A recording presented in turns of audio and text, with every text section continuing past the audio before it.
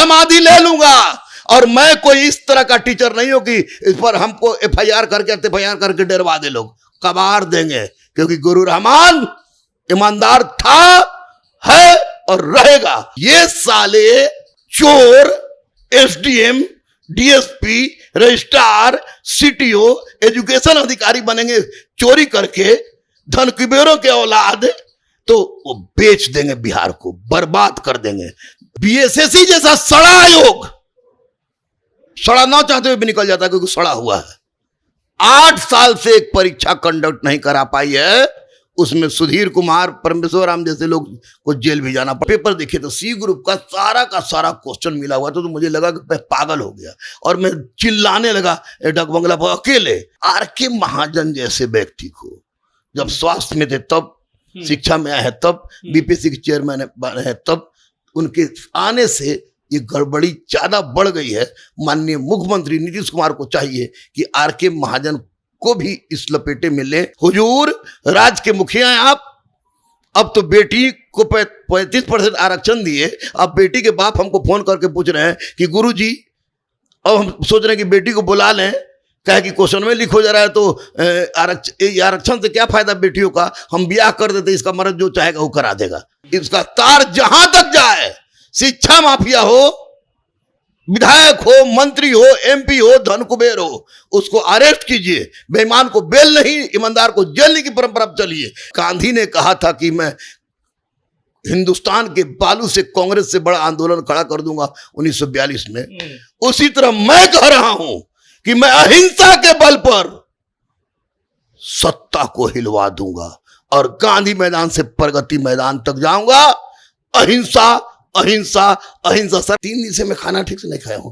काले में पत्नी बोली कि आप एक काले में की दवा ले लीजिए, इसको खाइए शायद भूख लगे, लेकिन भूख इसलिए नहीं लग रही है कि कोई 114 मार के आया, कोई 110 मार के आया, और बहुत को उम्मीद थी। बहुत सारी बच्चियां के फादर से लड़ के मैंने पढ़ाना शुरू किया था कि 1 साल समय दे दीजिए, उसके बाद आप इसका ब्याह कर दीजिएगा।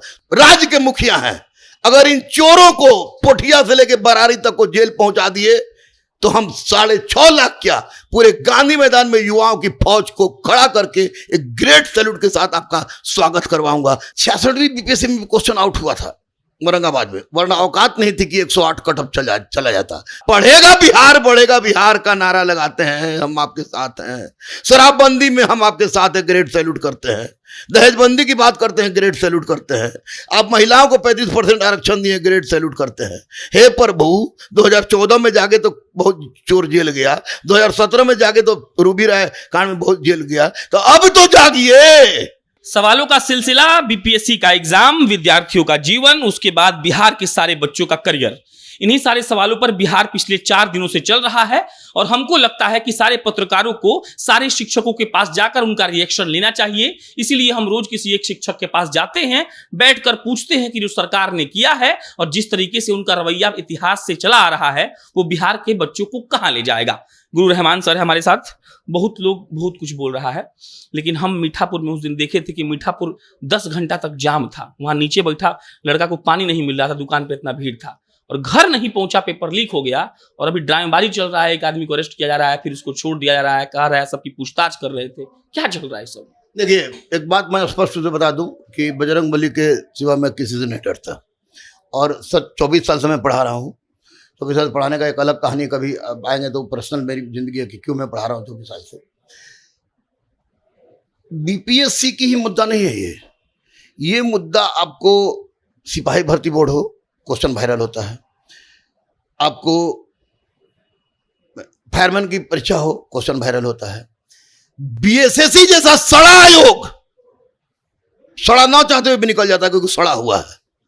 8 साल से एक परीक्षा कंडक्ट नहीं करा पाई है, उसमें सुधीर कुमार, परमेश्वर राम जैसे लोग को जेल भी जाना पड़ा। अभी तक बच्चे व्यतीत हो उसमें और परेशान है। बीपीएससी दरोगा बनाती है, उसकी पारदर्शिता पर 1000 प्रश्न चिन्ह लगते हैं कि ना आंसर शीट देती है, जारी करती है, ना बच्चों का स्टूडेंट कॉपी लिखा होता है वो देती है, और कुछ बोलने पर कहती है कि रहमानुमा गाली बकता है, ढकनमा गाली बकता है, तो उनके गिदड़ भपकी से हमको किसी तरह का डर नहीं है।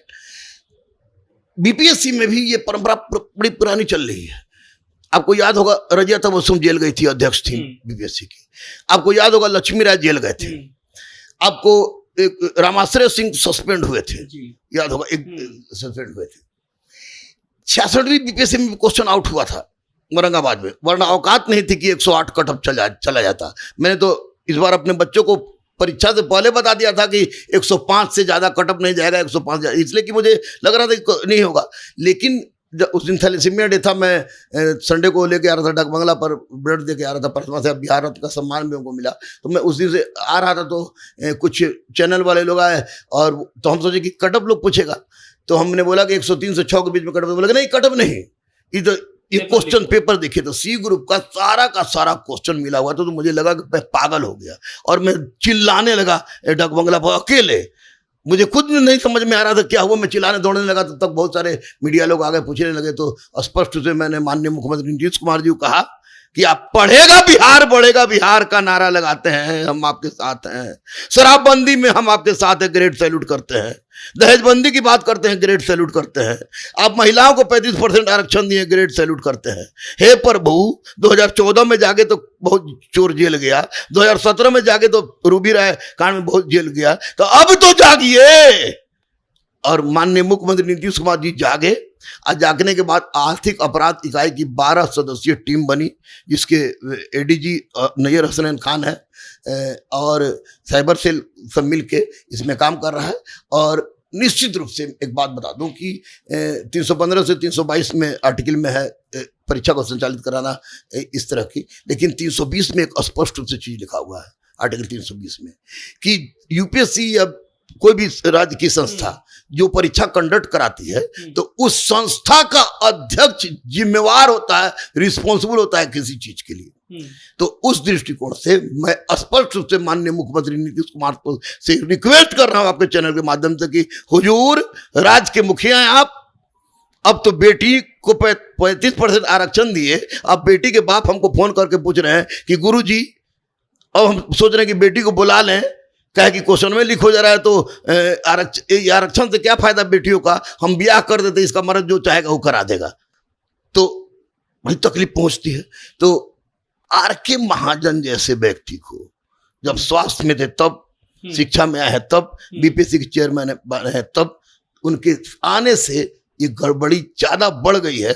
माननीय मुख्यमंत्री नीतीश कुमार को चाहिए कि आर.के. महाजन को भी इस लपेटे में ले, क्योंकि पूरी तरह से उत्तरदायी यही है। अरे भाई, सचिव से जब मैं बात करता हूं तो सचिव कहते हैं कि हमको पता नहीं था कि 6.5 लाख लड़का आ जाएगा और अनायास से इतना लड़का आ गया इसलिए सेंटर दे दिया। अरे भाई, पढ़ेगा बिहार बढ़ेगा बिहार हमारा नारा है, पढ़ने के लिए हम लोग ट्राई मार रहे हैं।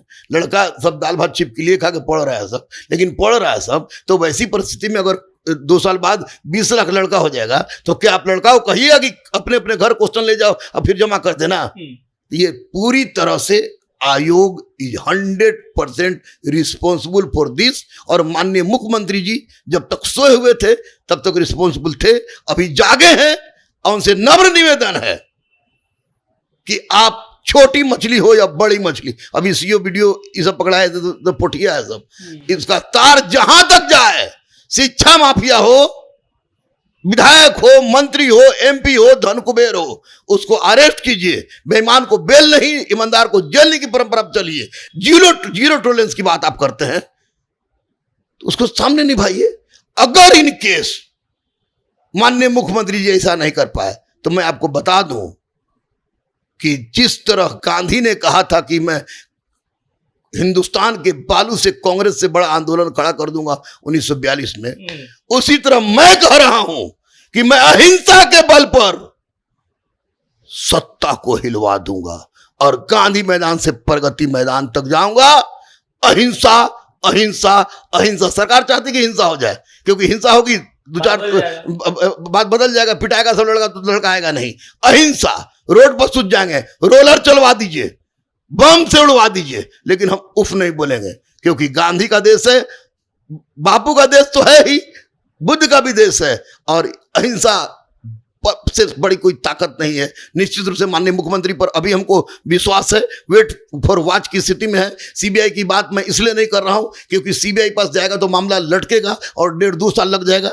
तो सबसे महत्वपूर्ण बात है कि आर्थिक अपराध इकाई अपना जम के काम करे और जिस रौद्र रूप में आए हैं प्रभु हमारे राज्य के मुखिया, उस रौद्र रूप में नरमी न बरतेंगे चाहे कोई हो। रहमान सर, कैमरा अच्छा नहीं है, हम लोग थोड़ा गरीब पत्रकार है, वरना इनका चेहरा का पसीना हम चाहते कि आप लोग देख लेते।